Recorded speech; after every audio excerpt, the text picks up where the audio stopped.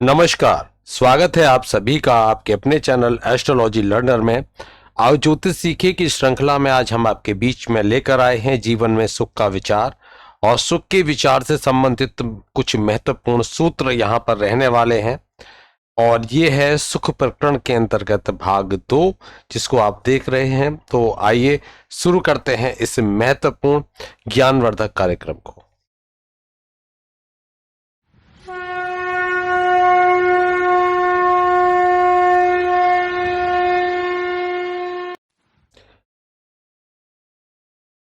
सुख का विचार। सुख के विचार में हमको, क्योंकि सुख कहीं ना कहीं आपने सुना होगा कि भाग्य में सुख ही नहीं है, तो भाग्य भाव का भी सुख में कहीं ना कहीं एक अहम भूमिका हम देख पाते हैं कि एक अहम भूमिका नवम भाव की रहती है। तो यदि नवम भाव के जो अधिपति हैं, अर्थात जो भी कुंडली में नवमेश हैं, नवम भाव के जो अधिपति हैं, नवम भाव के जो भी स्वामी हैं, और गुरु बृहस्पति और शुक्र, ध्यान दीजिए, नवम भाव के अधिपति गुरु बृहस्पति और शुक्र, यहां पर बेशक गुरु बृहस्पति और ये दो कुंडलियां हैं, इनके आधार पर आप देखोगे तो बृहस्पति और शुक्र नवमेश हो जाते हैं। लेकिन अगर हम यहां पर किसी और को भी नवमेश बना लेते हैं, मानकर चलिए यहाँ 1 लिखा हुआ है या यहाँ पर 3 लिखा हुआ है, तो यहाँ पर 1 तो 2 3 4 5 अर्थात सिंह लग्न की कुंडली हो जाएगी। एक तो सिंह लग्न की कुंडली, और अगर 3 लिखा हुआ है तो 4 5 6 7 तो तुला लग्न की कुंडली। ठीक है, तो यहाँ पर 3 4 5 6 और 7, ठीक है, तुला लग्न की कुंडली हो गई। तो यहां पर जो लिखा हुआ है, क्या लिखा हुआ है? 3 के आधार पर यहां पर हो जाते हैं कौन? बुध। यहां पर बुध हो जाते हैं, यहां पर हो जाते हैं मंगल। तो इन दोनों को आप देख लीजिए अच्छे से कि जो भी 1 नंबर अगर यहां लिखा हुआ है नवम भाव में तो मंगल हो जाते हैं, अगर यहां पर लिखा हुआ है 3 नंबर तो हो जाते हैं बुध। तो हमें देखना है कि नवम के अधिपति की स्थिति, साथ ही गुरु बृहस्पति की स्थिति और शुक्र की, ये अगर पाप युक्त हैं, नवमेश, गुरु बृहस्पति और शुक्र, अगर ये किसी पाप ग्रह के साथ में बैठे हुए हैं, किसी पाप ग्रह की इन पर दृष्टि है, और साथ ही साथ 6 8 12वें भाव में अगर बैठे हुए हैं, अगर ये नवम भाव के अधिपति हो या गुरु बृहस्पति हो या शुक्र हो, ये 6 8 और 12वें भाव में आकर विराजित हो जाए, तो ऐसा जो जातक होता है उसे भाग्यहीन कहा जाता है।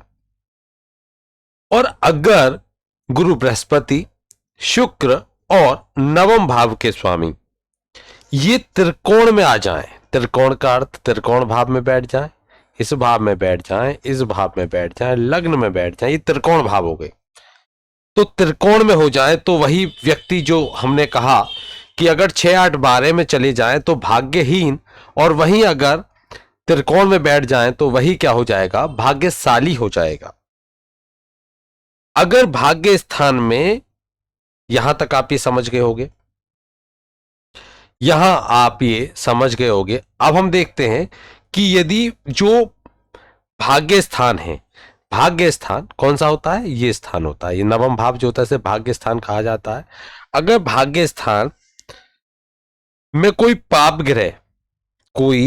पाप ग्रह स्वक्षेत्री हो जाए, अर्थात स्वग्रही हो जाए, उसी की राशि, अब राशि में बैठ जाए, और शुभ दृष्ट हो, अच्छे शुभ ग्रह उसको देखते हो, देखिए होने को पाप ग्रह लेकिन अपना भाव उसका, मानकर चलिए जैसे अभी हमने यहां पर कहा 1 नंबर का अर्थ हो गया मंगल यहीं बैठ गया आकर। साथ ही साथ इनको कौन देखता है? कोई शुभ ग्रह देखता है, 1 2 3 4 5, मानकर चलिए कोई शुभ ग्रह यहां पर देखता है। जैसे कि यहां से अगर हम देखें तो ये भाव कौन सा हो गया? नवम भाव। अगर गुरु यहां बैठेंगे तो लग्न में बैठे तो वह कहाँ देखेंगे, 1 2 3 4 5 6 7 8 9, तो यहां देखेंगे। तो शुभ ग्रह देख रहे हैं नवम भाव को, गुरु बृहस्पति। अगर ऐसी स्थिति या कोई भी शुभ ग्रह कहीं साथ में घर से देखे, कैसे भी देखे, कुल मिलाकर वहां नवम भाव को वह देखे, तो उस व्यक्ति को आप ये मानकर चलिए कि वह बहुत ही अधिक सौभाग्यशाली होता है। उसे राजसिक सुख प्राप्त होते हैं, जो एक राजा को सुख प्राप्त होते हैं वह सुख उसको प्राप्त होते हैं। बहुत ही सौभाग्यशाली वह व्यक्ति कहा जाता है।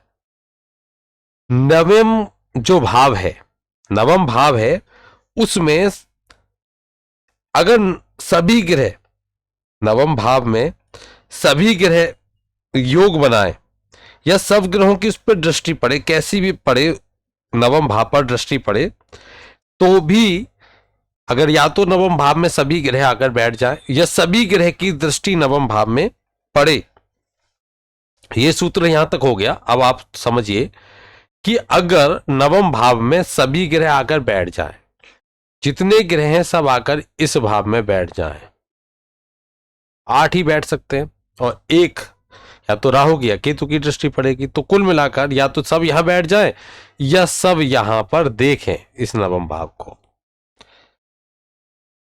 या तो यहां पर सभी ग्रह आकर बैठ जाएं और या सब ग्रह इस भाव को देखें। तो ऐसा व्यक्ति जो होगा वह बहुत ही धनवान होगा, सौभाग्यवान होगा और राजा के समान उसके पास में समृद्धि होगी। कुल मिलाकर वह राजा जैसा सम्मान, राजा जैसा सुख प्राप्त करेगा। भाग्य उसका राजा के समान भाग्य कहा जाता है। राजा के समान आज के परिप्रेक्ष्य में देखें तो उच्चस्थ पद उसको प्राप्त होगा, कोई उच्च पद पर वह व्यक्ति होगा, कोई अच्छा गवर्नमेंट ऑफिसर होगा, कोई बहुत ही बड़ा व्यापारी होगा। तो ये स्थितियां उस व्यक्ति के साथ में बनेंगी। जो कुछ होगी वह कहीं ना कहीं उसको बड़ा लेकर जाएगी, बड़ा बनाएगी, राजा जैसा सुख देगी, उसको सम्मान दिलाएगी, प्रसिद्धि दिलाएगी। उसका भाग्य राजा के समान होगा। लेकिन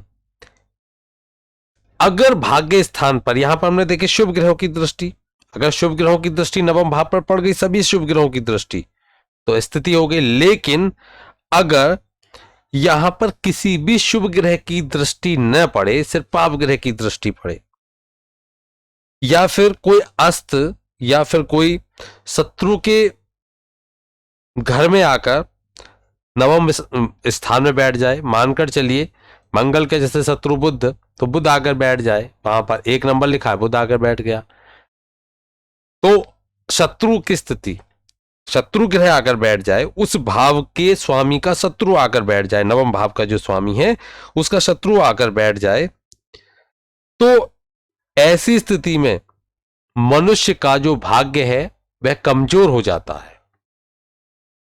मनुष्य का भाग्य कमजोर हो जाता है और वहां उसे जितने सुखों की अपेक्षा वह करता है वह उससे बहुत कम उसको सुख प्राप्त होते हैं। ये आप समझ चुके होंगे। आगे हम बात करते हैं विशेष सूत्रों में। एक सूत्र यह भी है कि अगर लग्न को देखिए, लग्न, ये भाव लग्न हो गया, लग्न को देखिए, दूसरे भाव को देखिए, पंचम भाव को देखिए। दूसरा भाव धन भाव हो गया और पंचम भाव जो हो गया वह हो गया आपके संतान का भी भाव होता है ये, और ये अचानक से धन आगमन का भाव भी होता है, प्रेम का भाव भी है। तो त्रिकोण भाव है ये। तो लग्न, द्वितीय भाव और पंचम भाव, इनको देखना है। अगर ये विशेष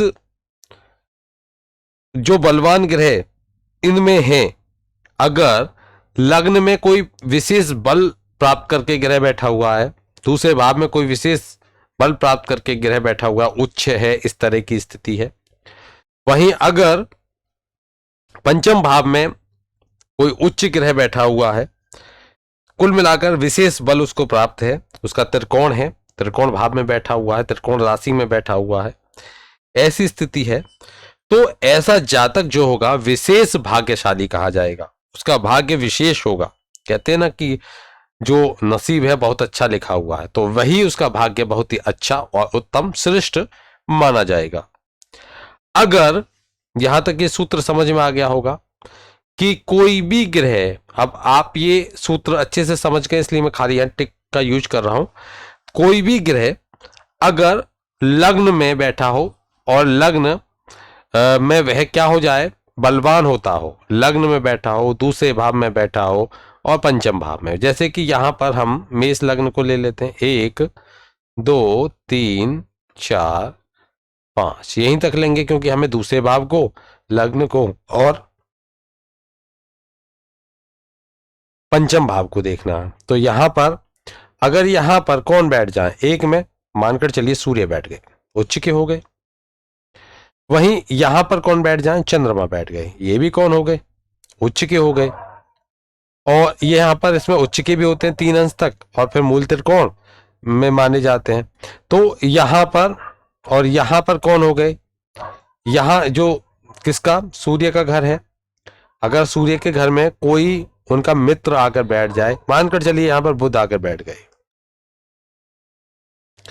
तो ये भी स्थिति अच्छी है। अब इन तीनों का बल देख लीजिए, इन तीनों का बल देख लीजिए। अगर ये बलवान है तो ऐसा व्यक्ति विशेष भाग्यशाली होगा, ऐसा व्यक्ति विशेष भाग्यशाली कहा जाएगा। आगे सूत्र पर बढ़ते हैं, अगला सूत्र देख लेते हैं। अगला सूत्र है नवम भाव को लेकर। अगर नवम भाव का अधिपति, यहां पर हम एक कुंडली ले लेते हैं मेष लग्न की, यहां ले लेते हैं मेष लग्न की कुंडली ले लेते हैं। अगर नवम भाव का अधिपति केंद्र में आकर बैठ जाए, अगर नवम भाव का अधिपति मानकर चलिए यहां पर गुरु है और वो यहां पर आकर उच्च के हो गए, केंद्र में आकर बैठ गए, यहां बैठ जाओ या फिर यहां बैठ जाएं या यहां बैठ जाएं, चारों स्थितियां, क्योंकि केंद्र की बात हुई है, केंद्र में आकर बैठ जाएं। और विशेष बात कि जहां भी बैठे वहां से अपने भाव को, या तो केंद्र में आकर बैठ जाएं और साथ ही जो नवम भाव है उस नवम भाव को खुद देखें। तो यहां से देखेंगे पूर्ण दृष्टि, नवम भाव को देखें। ऐसी स्थिति में वह जो व्यक्ति होगा बहुत ही भाग्यवान होगा, वह व्यक्ति बहुत ही ज्यादा भाग्यवान होगा। वहीं यदि नवम भाव के अधिपति आकर यहां पर बैठ जाएं, लग्न में बैठ जाएं, या चतुर्थ में या सप्तम या दसम में बैठ जाएं, मानकर चलिए यहां पर बैठ जाएं,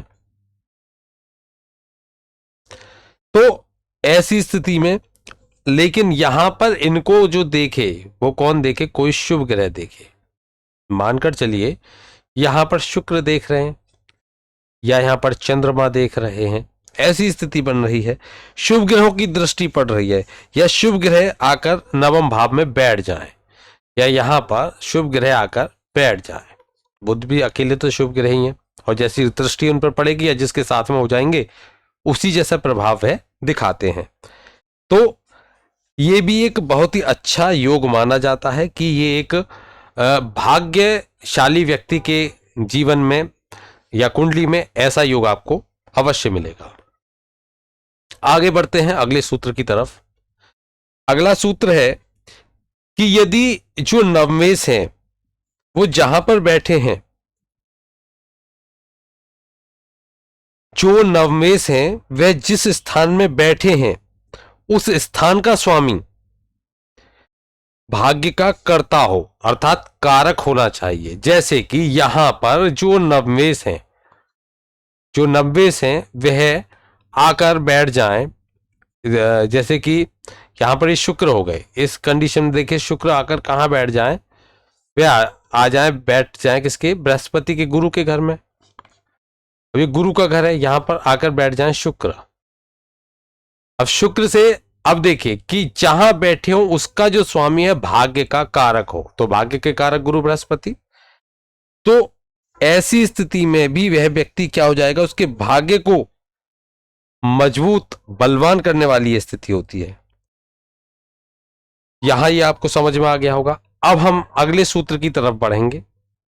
अगला सूत्र है कि नवम से पंचम स्थान का जो स्वामी है, नवम से पंचम स्थान का स्वामी, नवम से पंचम स्थान का स्वामी। अब नवम से पंचम कैसे, देखिए यहां पर जैसे ये नवम भाव है, अब नवम भाव से हम पंचम भाव गिनेंगे, 1 2 3 4 5, और वह हो जाता है लग्न। तो लग्नेश जो नवम से पंचम भाव है वह है लग्न। तो लग्नेश और नवम भाव, तो क्या देखा जाएगा कि यहां पर लग्नेश जो भाग्य को बताएंगे, नवम भाव, ये नवम भाव और लग्नेश, और साथ ही साथ जो कारक ग्रह है,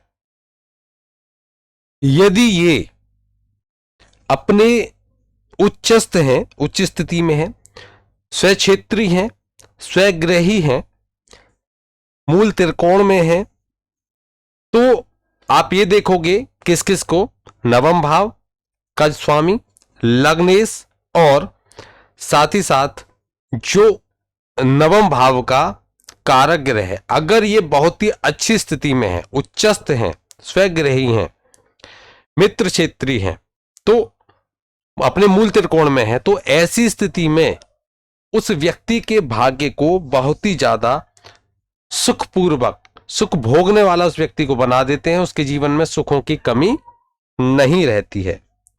यहां तक के सूत्र हम समझ चुके हैं, आगे और सूत्र हैं उनको भी समझेंगे। अगर किसी व्यक्ति की कुंडली में द्वितीय भाव का स्वामी, जिसको कहते हैं धनेश, अगर वो खुद दूसरे भाव में बैठे हों अथवा दशम भाव में बैठे हों, या तो वह दूसरे भाव में ही बैठे हों, दूसरे भाव के स्वामी, या फिर वह दशम भाव में बैठे हों, तो ऐसा व्यक्ति कितने ही गरीब घर में जन्मे, लेकिन बहुत बड़ा भाग्यशाली वह व्यक्ति होता है, अपना भाग्योदय अवश्य करता है और एक राजा के समान जीवन व्यतीत करता है। देखिए जैसे कि यहां पर जो शुक्र हैं, इस भाग्य, इस धनेश यहां पर शुक्र हो जाते हैं, या तो ये यहां बैठे और या फिर ये यहां पर बैठे,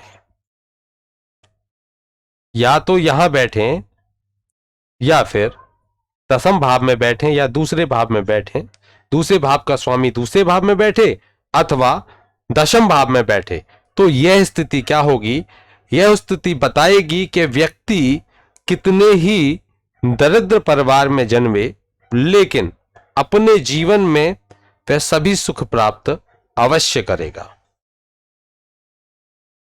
आगे देखते हैं, अगर चतुर्थेश और नवमेश ये धन भाव में आकर बैठ जाएं, चतुर्थेश नवमेश ये कहां पर आकर बैठ जाएं, कुंडली के धन भाव में बैठ जाएं, जैसे कि यहां चतुर्थेश चंद्रमा और यहां पर नवमेश गुरु बृहस्पति, अगर ये दोनों कहां पर आकर बैठ जाएं, धन भाव में आकर बैठ जाएं, दूसरे भाव में आकर विराजमान हो जाएं, तो ऐसा व्यक्ति पूरे जीवन सुख को प्राप्त करेगा, पूरे जीवन अतुलनीय धन संपदा से संपन्न रहेगा, उसके जीवन में स्थायी सुख, स्थायी धन संपत्ति हमेशा बनी रहेगी। तो यहां पर ये जो सूत्र हैं, विशेष कुंडलियों के ऊपर विश्लेषण के बाद में ये सूत्र दिए गए हैं और विशेष सूत्र हैं, कहीं ना कहीं इनको आप नोट अवश्य करते रहिए। आगे देखते हैं, अगर धन भाव की हम बात करें, बेशक यहां पर तो खुद धनेश शुक्र होते हैं दोनों कुंडलियों के आधार पर, लेकिन कोई भी यहां पर ये मानकर चलिए, हम बिल्कुल इसको भाव को ही देखते हैं खाली, क्योंकि आप जान चुके हो ये भाव, पहला भाव लग्न भाव हो गया, दूसरा भाव जो हो गया वह धन भाव हो गया, तो हम यहाँ ये दूसरे भाव की बात कर रहे हैं, ये धन भाव है, ये धन भाव है, हम इस दूसरे भाव की बात कर रहे हैं। तो देखिए जब भी ये स्थिति हो तो यहां पर हमको क्या देखना है कि अगर यहां पर शुक्र अथवा बृहस्पति, शुक्र अथवा गुरु बृहस्पति यहां पर आकर विराजमान हो जाए, तो यह बताते हैं कि वह व्यक्ति खूब धन संपदा से संपन्न रहता है, खूब धनाढ्य होता है। और एक सूत्र यह भी है कि जो द्वितीय और एकादश भाव है, तो दूसरा भाव है धन भाव है और लाभ भाव है, इसके बारे में पहले भी विश्लेषण कर चुका हूं। जो दूसरा भाव है, जैसे ये दूसरा भाव हो गया और ये हो गया एकादश भाव। दूसरा भाव और एकादश भाव में अगर शुभ ग्रह बैठे हों, अगर यहां पर कोई भी शुभ ग्रह बैठ जाए, जैसे कि चंद्रमा बैठ जाए, गुरु बैठ जाए, ऐसे मानकर चलिए आप, इस तरीके से बैठ जाए, तो कोई भी शुभ ग्रह बैठे हों, ऐसी स्थिति में वह जो व्यक्ति होगा वह खूब अच्छा धन संपदा से संपन्न होगा, खूब धनाढ्य होगा ऐसा व्यक्ति। यह आपको ध्यान रखना चाहिए सूत्र को। और एक और यहां पर समझेंगे कि अगर द्वितीय भाव का, यहां मैं इसको हटा देता हूं, यहां देखिए, अगर द्वितीय भाव का जो स्वामी है अर्थात द्वितीय है, और जो पंचम भाव का स्वामी है पंचमेश, यहां पर द्वितीय भाव का स्वामी और पंचम भाव का स्वामी, जैसे कि यहां पर शुक्र हो जाते हैं, यहां पर हो जाते हैं सूर्य। अगर शुक्र और सूर्य, क्योंकि यहां पर दूसरे भाव का स्वामी और पंचम भाव का स्वामी हमको देखना, जो दूसरे भाव के स्वामी ये हो जाते हैं और पंचम भाव के स्वामी ये हो जाते हैं, ये दोनों कहां पर आ जाएं? चतुर्थ भाव में बैठ जाएं। ध्यान रखिए, सूर्य की स्थिति आई है तो मैं आपको बताना चाहूंगा कि ये दोनों के बीच में इतनी दूरी हो कि ये अस्त नहीं होने चाहिए, अस्त की स्थिति न हो, अपना बल दिखाएं, तो आकर बैठ जाएं पंचमेश और द्वितीयेश। अब यहां पर सूर्य है तो इसलिए मैंने ये बोला अस्त होने की स्थिति, बाकी अन्य कोई ग्रह तो वहां अस्त होने की स्थिति नहीं आएगी। तो यहां आपको क्या देखना है कि सूर्य और शुक्र अगर ये हैं, क्योंकि मेष लग्न की कुंडली में तो यही बनेंगे, शुक्र और सूर्य अगर ये चतुर्थ में आकर बैठ जाते हैं तो स्थिति ये हो कि ये अस्त नहीं होने चाहिए। तब ऐसी स्थिति में जो व्यक्ति है वह हमेशा धन संपदा से संपन्न रहेगा, सुखी रहेगा, जीवन उसका बहुत ही ज्यादा सुख में रहेगा। वहीं यदि ये दूसरे भाव के स्वामी, और यहां इसको मैं हटा देता हूं ताकि आप अगले सूत्र को समझ सकें, अगर जो दूसरे भाव के स्वामी हैं अर्थात द्वितीयेश हैं, धनेश हैं ये, और जो नवम भाव के स्वामी हैं नवमेश, नवम भाव के स्वामी ये नवमेश, जैसे कि यहां पर गुरु बृहस्पति और यहां पर हो गए शुक्र, और ये अगर कहीं केंद्र में आकर बैठ जाए, मानकर चलिए ये दोनों शुक्र और गुरु यहां पर आकर बैठ गए, केंद्र में आकर बैठ गए, चौथे भाव में आकर बैठ गए, ऊपर से इन पर यहां पर चंद्रमा बैठे हैं, उनकी शुभ दृष्टि इनके ऊपर जा रही है। तो ऐसी स्थिति अगर आप देखोगे, अगर ऐसी स्थिति बनती है कि दूसरे भाव का स्वामी और पंचम भाव का स्वामी यदि चतुर्थ भाव में बैठे और चंद्रमा उनको देखे, तो यह भी एक बहुत ही धनी होने का योग बनाते हैं, बहुत ज्यादा धनवान उस व्यक्ति को बनाने का कार्य करते हैं। इस भाग में इतना ही। आशा करता हूं ये सूत्र आपको समझ में आए होंगे।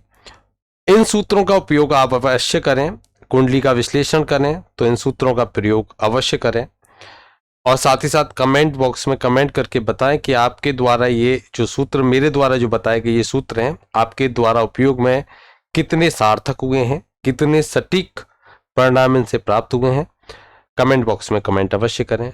और बहुत ही ज़्यादा विशेष ये कार्यक्रम है आप सभी के लिए, तो आप अपने उन सभी मित्र और संबंधियों को अवश्य इस वीडियो को शेयर करें जो भी ज्योतिष से संबंधित कुछ सीखना चाहते हैं, कुछ जानना चाहते हैं, जिनके मन में एक इच्छा है, उनको अवश्य शेयर करें। तो चलिए आज के लिए इतना ही। भाग 3 के साथ में अन्य कुछ महत्वपूर्ण और रोचक सूत्रों को लेकर मैं उपस्थित होऊंगा। तब तक के लिए जय श्री कृष्ण।